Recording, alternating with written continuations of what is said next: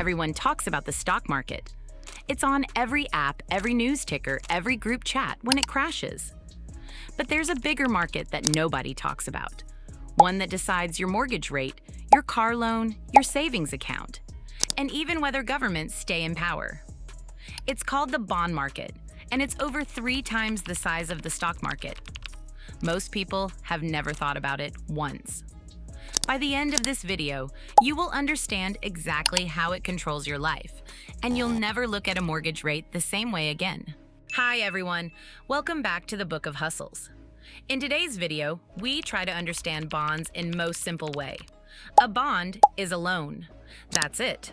A government or a company needs money, so instead of asking one bank for a giant loan, they split it into thousands of small pieces and sell those pieces to regular investors. You buy one of those pieces, and in return, you get paid interest every year, and you get your money back at the end. Simple, boring, safe. At least that's what everyone assumes. Here's the twist almost nobody understands.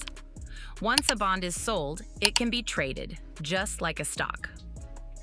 And its price moves based on one rule that never breaks. When interest rates go up, bond prices go down. Every single time. Let's make this real. Meet Sarah. Sarah buys a bond for $1,000, paying 5% interest. That's $50 a year. A few months later, new bonds start paying 6%. Now nobody wants Sarah's old bond because they can get a better one elsewhere. If Sarah wants to sell hers, she has to drop the price, maybe down to $850 just to make it competitive.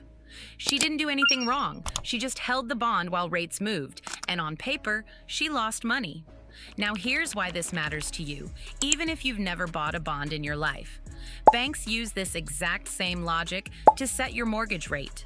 When you take out a 30-year mortgage, the bank compares it to the safest bond that exists, the 10-year U.S. Treasury. If that Treasury yield rises, mortgage rates rise with it, automatically, whether or not you've heard a single word about the bond market on the news.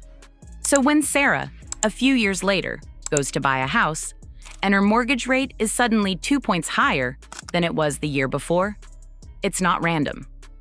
It's not her bank being difficult. It's the exact same rule from her old $1,000 bond, just playing out on a $400,000 loan. On a mortgage that size, a 2-point rate increase can cost her over $180,000 more across the life of the loan. Same rule, bigger number. And it gets bigger still. In 2022, a UK Prime Minister announced a spending plan the bond market didn't trust. Investors started dumping government bonds. Yields spiked so fast that pension funds were forced into a panic sell-off.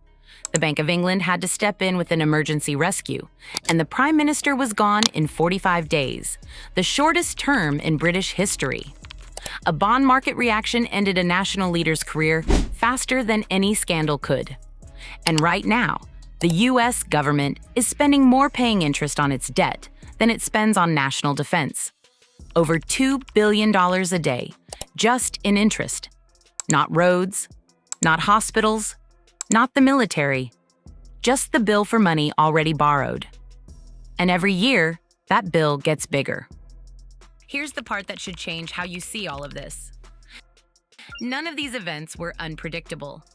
The rule never changed.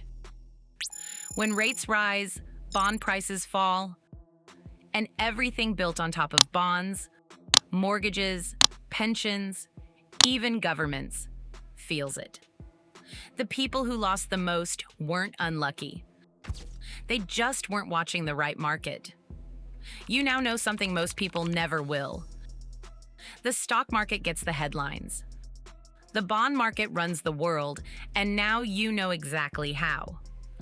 Hope this video helps you understand bonds a bit more than you know before. For more informative videos like this, don't forget to like the video and hit the subscribe button. Let's meet next week.